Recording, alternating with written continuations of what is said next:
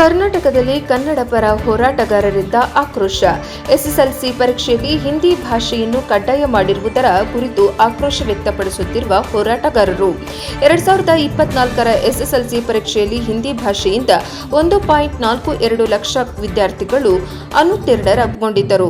Pass without Hindi ಎಂಬ ನೀತಿಯನ್ನು ಘೋಷಿಸುವಂತೆ ಒತ್ತಾಯಿಸುತ್ತಿರುವ ಕನ್ನಡ ಪರ ಸಂಘಟನೆಗಳು ಪಾಸ್ ವಿಥೌಟ್ ಹಿಂದಿ ಎಂಬ ನೀತಿಯನ್ನು ಘೋಷಿಸದೆ ಇದ್ದಲ್ಲಿ ಕನ್ನಡ ಪರ ಹೋರಾಟಗಾರರು ಪರೀಕ್ಷಾ ಮಂಡಳಿಗೆ ಮುತ್ತಿಗೆ ಹಾಕುತ್ತೇವೆಂಬ ಎಚ್ಚರಿಕೆ ಕರ್ನಾಟಕ ಕದಂಬ ಪಡೆ ರಾಜ್ಯಾಧ್ಯಕ್ಷ ಚೇತನ್ ಗೌಡ.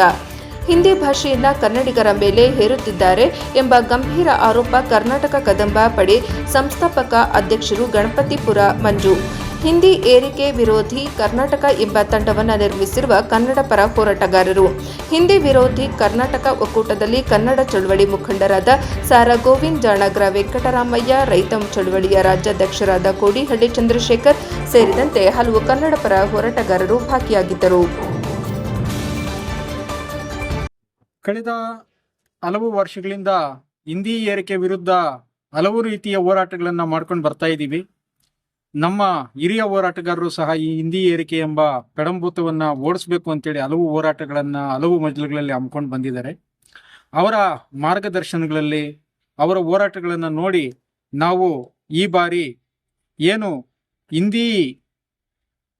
ಹಿಂದಿ ಏರಿಕೆ ವಿರೋಧಿ ಕರ್ನಾಟಕ ಅಂತೇಳಿ ಒಂದು ತಂಡವನ್ನು ಮಾಡಿಕೊಂಡು ಆ ಮುಖೇನ ಕರ್ನಾಟಕ ರಾಜ್ಯದಲ್ಲಿ SSLC ಮಕ್ಕಳಿಗೆ ಶಿಕ್ಷಣದಲ್ಲಿ ಎರಡು ನುಡಿ ಪದ್ಧತಿಯನ್ನು ಜಾರಿಗೊಳಿಸಬೇಕು ಅಂತೇಳಿ ಸರ್ಕಾರಕ್ಕೆ ನಿರಂತರವಾಗಿ ಒತ್ತಾಯಗಳನ್ನು ಮಾಡ್ಕೊಂಡು ಬರ್ತಾ ಇದ್ವಿ.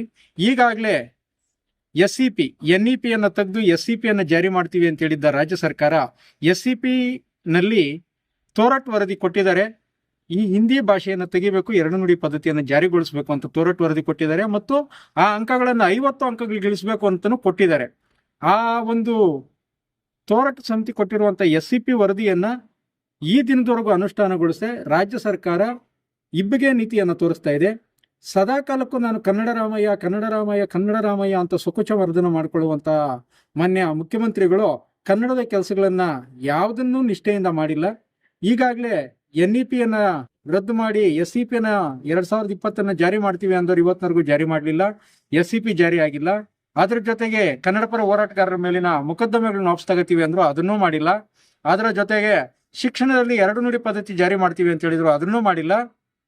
ಹಾಗೂ ಕನ್ನಡ ನಾಡಿನ ಮೇಲೆ ನಿರಂತರವಾಗಿ ಈ ಒಕ್ಕೂಟ ಸರ್ಕಾರ ತೆರಿಗೆ ಭಯೋತ್ಪಾದನೆಯನ್ನ ಮಾಡ್ತಾ ಇದೆ, GST ಭಯೋತ್ಪಾದನೆಯನ್ನ ಮಾಡ್ತಾ ಇದೆ, ಹಿಂದಿ ಭಯೋತ್ಪಾದನೆಯನ್ನ ಮಾಡ್ತಾ ಇದೆ. ಇದ್ಯಾವುದು ಈ ರಾಜ್ಯ ಸರ್ಕಾರಕ್ಕೆ ಕಣ್ಣಿಗೆ ಕಾಣಿಸ್ತಾ ಇಲ್ಲ. ಅವರ ಅಧಿಕಾರದ ಲಾಲಾಸೆಗೆ ಬಿದ್ದು ಅವರ ಅಧಿಕಾರವನ್ನು ಉಳಿಸ್ಕೊಳ್ಳೋದಕ್ಕೆ ಯಾವ ಮಟ್ಟಕ್ಕೆ ಬೇಕಾದ್ರೂ ಈ ರಾಜಕಾರಣಿಗಳು ಇಳಿತಾರೆ ಅಂತೇಳಿ ನಮಗೆ ಮನವರಿಕೆ ಆಗಿದೆ. ಹಾಗಾಗಿ ನಾವು ಈ ಬಾರಿ ಪರೀಕ್ಷಾ ಕೇಂದ್ರಗಳಿಗೆ ನುಗ್ಗಿ ಪರೀಕ್ಷೆಯ ವ್ಯವಸ್ಥೆಯನ್ನ ಬುಡಮೇಲು ಮಾಡುವ ನಿಟ್ಟಿನಲ್ಲಿ ಮಾಡೋ ಇಲ್ಲವೇ ಮಡಿ ಹೋರಾಟವನ್ನ ಸಂಘಟಿಸ್ತಾ ಇದ್ದೀವಿ. ಆ ನಿಟ್ಟಿನಲ್ಲಿ ನಾವು ದೊಡ್ಡ ಮಟ್ಟದ ಹೋರಾಟಕ್ಕೆ ಈ ಮಾರ್ಚ್ 30ರಂದು ಕರೆ ಕೊಡ್ತಾ ಇದ್ದೀವಿ. ಈ ಹೋರಾಟ ಶತಾಯಗತಾಯ ಕನ್ನಡಿಗರ ಪಾಲಿಗೆ ಮಾಡು ಇಲ್ಲವೇ ಮಡಿ ಹೋರಾಟ ಆಗ್ತದೆ ಅಂತ ಹೇಳ್ತಾ ನಾನು ಎರಡು ಮಾತುಗಳನ್ನು ಮುಗಿಸ್ತೀನಿ. ನಾನು ಸರ್, ಈಗ ಕೆಲವು ದಿನಗಳಲ್ಲಿ ಏನೋ ಎಕ್ಸಾಮ್ ನಡೀತಿದೆ. ಸೊ ಇನ್ನು ಕೂಡ ಇದನ್ನ ಇಂಪ್ಲಿಮೆಂಟ್ ಆಗಿಲ್ಲ ಅಂದ್ರೆ ತಾತ್ಕಾಲಿಕ ಏನೋ 3 ಭಾಷೆಗಳ ಸಿದ್ಧಾಂತ ಏನಿತ್ತು ಅದೇ ಮುಂದುವರಿಯುತ್ತೆ. ಇನ್ ಕೇಸ್ ಏನಾದರೂ 2 ಹಿಂದಿ ಏರಿಕೆಯನ್ನ ಬಿಡ್ಲಿಲ್ಲ ಅಂದ್ರೆ ತಮ್ಮ ನಡೆ ಸಂಘಟನೆ ಆಗಿರ್ಬೋದು, ನಿಮ್ಮ ತಂಡದ ಏನಿದೆ ಪಾಸ್ ವಿತೌಟ್ ಹಿಂದಿ ಕಾಯ್ದೆಯನ್ನ ಈ ಕೂಡಲೇ ಜಾರಿಗೊಳಿಸಿ. ಅಕಸ್ಮಾತ್ 3 ಭಾಷೆನಲ್ಲಿ ಮಕ್ಕಳು ಎಕ್ಸಾಮ್ ಬರೆದ್ರು ಅಂತಂದ್ರೆ ಅವರನ್ನು ಬೇಷರತ್ತಾಗಿ ಹಿಂದಿ ಭಾಷೆಯನ್ನು ಪರಿಗಣನೆಗೆ ತಗೊಳ್ದೆ ಅವರನ್ನ ಪಾಸ್ ಮಾಡುವಂಥದ್ದಾಗಬೇಕು. ಅದಾಗಲಿಲ್ಲ ಅಂದ ಪಕ್ಷದಲ್ಲಿ ನಮ್ಮ ಹೋರಾಟವನ್ನ ರಾಜ್ಯಾದ್ಯಂತ ವಿಸ್ತಾರ ಮಾಡ್ತೀವಿ. ಇದನ್ನ ದೊಡ್ಡ ಮಟ್ಟಕ್ಕೆ ತಗೊಂಡೋಗ್ತೀವಿ. ನಮ್ಮ ನಡಿಗೆ ಎಲ್ಲ ಒಂದು ಜಿಲ್ಲಾ ಕೇಂದ್ರಗಳು, ತಾಲೂಕು ಕೇಂದ್ರಗಳನ್ನ ಮುಟ್ಟುತ್ತದೆ. ಅದಕ್ಕೆ ಮುಂಚೆ ಈ ಎಕ್ಸಾಮಿನ ತಂತ್ರಗಾರಿಕೆ ಏನಿದೆ, ಈ ಒಂದು ಮೊಂಡಾಟವನ್ನ SSLC ಬೋರ್ಡು ಮತ್ತು ಸರ್ಕಾರದ ಪ್ರಧಾನ ಕಾರ್ಯದರ್ಶಿಗಳು, ಶಿಕ್ಷಣ ಇಲಾಖೆ ಮತ್ತು ಶಿಕ್ಷಣ ಸಚಿವರು ಬಿಡಬೇಕು. ಈ ಕೂಡಲೇ ನಿಮ್ಮ ಧೋರಣೆಗಳನ್ನ ಬದಲಾವಣೆ ಮಾಡ್ಕೊಂಡು ಹಿಂದಿ ವಿಚಾರದಲ್ಲಿ ನಿಮ್ಮ ಸ್ಪಷ್ಟತೆಯನ್ನ ನೀವು ಕೊಡಲೇಬೇಕು. ಕೊಡಲಿಲ್ಲ ಅಂತಂದ್ರೆ 30ನೇ ತಾರೀಕು ಏನಾಗ್ತದೆ, ಪರೀಕ್ಷಾ ಕೇಂದ್ರಗಳು 3,000 ಪರೀಕ್ಷಾ ಕೇಂದ್ರಗಳಿದೆ, 3,000 ಪರೀಕ್ಷಾ ಕೇಂದ್ರಗಳಿಗೂ ನುಗ್ಗುವಂತ ಕೆಲಸ ಆಗ್ತದೆ. ನುಗ್ಗಿದ ಸಂದರ್ಭದಲ್ಲಿ ಆಗುವಂತಹ ಯಾವುದೇ ವ್ಯತಿರಿಕ್ತ ಪರಿಣಾಮಗಳಿಗೆ ಸರ್ಕಾರವೇ ನೇರ ಹೊಣೆ ಆಗ್ತದೆ ಅಂತ ಈ ಮೂಲಕ ಎಚ್ಚರಿಕೆ ಕೊಡ್ತೇವೆ. ಚೇತನ್ ಗೌಡ, ಕರ್ನಾಟಕ ಕದಂಬ ಪಡೆ ರಾಜ್ಯಾಧ್ಯಕ್ಷರು. ಸ್ನೇಹಿತರೆ ನಮಸ್ತೆ. ನನ್ನ ಹೆಸರು ಮಂಜು ಗಣಪತಿಪುರ ಅಂತೇಳಿ ಕರ್ನಾಟಕ ಕದಂಬ ಪಡೆ ಸಂಸ್ಥಾಪಕ ಅಧ್ಯಕ್ಷರು. ಏನು ಹಿಂದಿ ಹೇರಿಕೆ ವಿರೋಧಿ ಕರ್ನಾಟಕ ಅಂತೇಳಿ ನಾವೊಂದು ತಂಡ ಮಾಡ್ಕೊಂಡಿದ್ದೀವಿ. ರಾಜ್ಯದಲ್ಲಿ ಕಳೆದ ಬಾರಿ SSLC ಮಕ್ಕಳು 1,42,000 ಜನ ಫೇಲ್ ಆಗಿದ್ದಾರೆ. ಆ ಫೇಲ್ ಆದಂತ ಮಕ್ಕಳು ಎಲ್ಲೋಗಿದ್ದಾರೆ, ತಿರ್ಗಾ ಅವ್ರು ಎಕ್ಸಾಮ್ ಕಟ್ಟಿದಾರ ಇಲ್ಲ ಅವ್ರು ಬೇರೆ ದಾರಿ ಹಿಡಿತಿದಾರ ಅನ್ನೋದು ಸರ್ಕಾರಕ್ಕೆ ಇದು ಜ್ಞಾನನೇ ಇಲ್ಲ. ಆ ಜ್ಞಾನ ಮೂಡಿಸೋಕೋಸ್ಕರ ನಮ್ಗೆ ತ್ರಿಭಾಷಾ ಸೂತ್ರ ಬೇಡ, ನಮ್ಗೆ ದ್ವಿಭಾಷಾ ಸೂತ್ರ ಸಾಕು. ರಾಜ್ಯದಲ್ಲಿ ಹಿಂದಿ ನಮ್ಗೆ ಅವಶ್ಯಕತೆ ಇಲ್ಲ. ನಮ್ಮ ನಾಡಿನ ಮಕ್ಕಳು ಹಿಂದಿ ಕಲಿತು ನಾವು ಎಲ್ಲೂ ಹೋಗಿ ನಾವು ಯಾವುದೇ ಕೆಲಸ ಮಾಡಿ ನಮ್ಮದೇ ಆದಂಥ ರಾಜ್ಯದಲ್ಲಿ ಹಲವು ಕೆಲಸಗಳಿದಾವೆ. ಕೆಲವರು ಹೇಳ್ತಾರೆ ಹಿಂದಿ ಕಲ್ತ್ರೆ ನಮ್ಗೆ ಬೇರೆ ಕಡೆ ಕೆಲಸ ಸಿಗುತ್ತಂತೆ. ಬೇರೆ ರಾಜ್ಯಗಳಲ್ಲಿ ಇವಾಗ ತಮಿಳ್ನಾಡಲ್ಲಿ ಹೋಗಿ ದ್ವಿಭಾಷಾ ಸೂತ್ರ ಇದೆ, ಉತ್ತರ ಭಾರತದಲ್ಲೆಲ್ಲ 2 ನುಡಿ ಪದ್ಧತಿ ಇದೆ.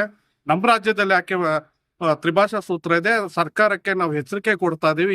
ಇದಾಗ್ಲೇ ಕಳೆದ 1-2 ತಿಂಗಳಿಂದ ನಾವು ಈಗಾಗಲೇ ಪ್ರಿನ್ಸಿಪಲ್ ಸೆಕ್ರೆಟರಿಗೂ ಮನವಿ ಮಾಡ್ಕೊಂಡಿದೀವಿ. ನಮ್ಮ ಈ ಮಕ್ಕಳಿಗೆ SSLC ಮಕ್ಕಳಿಗೆ ಈ ಬಾರಿ ಪಾಸ್ ವಿತೌಟ್ ಹಿಂದಿ ಅನ್ನೋ ಕಾನೂನು ಜಾರಿ ಮಾಡಿ. ಯಾಕೆಂದ್ರೆ ಬಿಹಾರ ಸರ್ಕಾರದಲ್ಲಿ ಪಾಸ್ ವಿತೌಟ್ ಇಂಗ್ಲಿಷ್ ಅನ್ನೋ ಒಂದು ಕಾನೂನು ಮಾಡಿದ್ದಾರೆ. ನಮ್ಮ ರಾಜ್ಯದಲ್ಲೂ ಸಹ ಪಾಸ್ ವಿತೌಟ್ ಹಿಂದಿ ಅನ್ನೋ ಕಾನೂನು ಜಾರಿ ಮಾಡಲಿ ಅಂತ ಹೇಳಿ SSLC ಬೋರ್ಡ್ಗೂ ಮನವಿ ಕೊಟ್ಟಿದ್ದೀವಿ. ರಾಜ್ಯ ಸರ್ಕಾರ ಸಂಬಂಧಪಟ್ಟ ಸಚಿವರಿಗೂ ಮನವಿ ಕೊಟ್ಟಿದ್ದೀವಿ.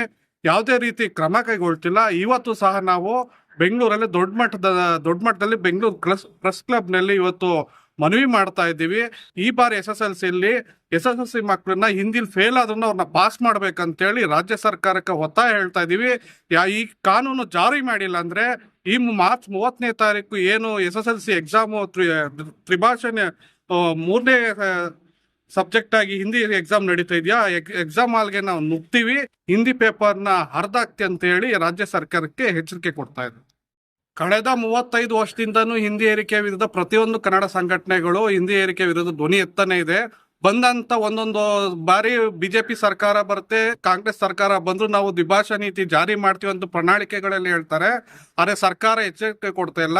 ನೀವು ಎಕ್ಸಾಂಪಲ್ ಕೊಡ್ತೀನಿ ನೋಡಿ, 2024ನೇ ಇಸ್ವಿಲಿ 90,000 ಜನ ಮಕ್ಕಳು ಬರೀ ಹಿಂದಿ ಸಬ್ಜೆಕ್ಟ್ ಅಲ್ಲಿ ಫೇಲ್ ಆಗಿದ್ದಾರೆ. 2025 1,42,000 ಜನ ಈ ಹಿಂದಿ ಸಬ್ಜೆಕ್ಟ್ ಅಲ್ಲಿ ಫೇಲ್ ಆಗ್ತಿದ್ದಾರೆ. ಈ ಮಕ್ಕಳೆಲ್ಲ ಎಲ್ಲಿ ಹೋಗ್ತಿದ್ದಾರೆ? ತಿರ್ಗಿ ಯಾವುದೇ ಮಕ್ಕಳು ಹಿಂದಿ ಸಬ್ಜೆಕ್ಟ್ ಅಲ್ಲಿ ಫೇಲ್ ಆದ್ರೆ ತಿರ್ಗಿ ಎಕ್ಸಾಮ್ ಕಟ್ಟಕ್ ಹೋಗಲ್ಲ. ಯಾಕಂದ್ರೆ ಅವ್ರಿಗೆ ಹಿಂದಿ ಬರಲ್ಲ.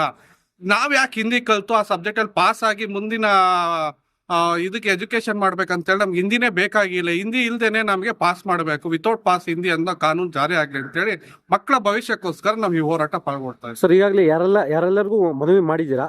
ಮತ್ತೆ ಅದರ ಅಂತ ಯಾವ ಅಂತಿಲ್ಲ, ಅರ್ಜಿ ಯಾವ ಅಂತಲ್ಲಿದೆ? ನಾವು ಶಿಕ್ಷಣ ಸಚಿವರಿಗೂ ಮನವಿ ಮಾಡಿದ್ದೀವಿ, ಮತ್ತೆ ಶಿಕ್ಷಣ ಇಲಾಖೆ ಪ್ರಿನ್ಸಿಪಲ್ ಸೆಕ್ರೆಟರಿಗೂ ಹೋಗಿ ಮನವಿ ಕೊಟ್ಟಿದ್ದೀವಿ, SSLC ಬೋರ್ಡ್ಗೂ ಹೋಗಿ ಮನವಿ ಕೊಟ್ಟಿದ್ದೀವಿ. ಆ ಮನವಿಗೆ ಯಾವುದೇ ರೀತಿ ಅವ್ರು ಸ್ಪಂದನೆ ಕೊಡ್ತಾ ಇಲ್ಲ.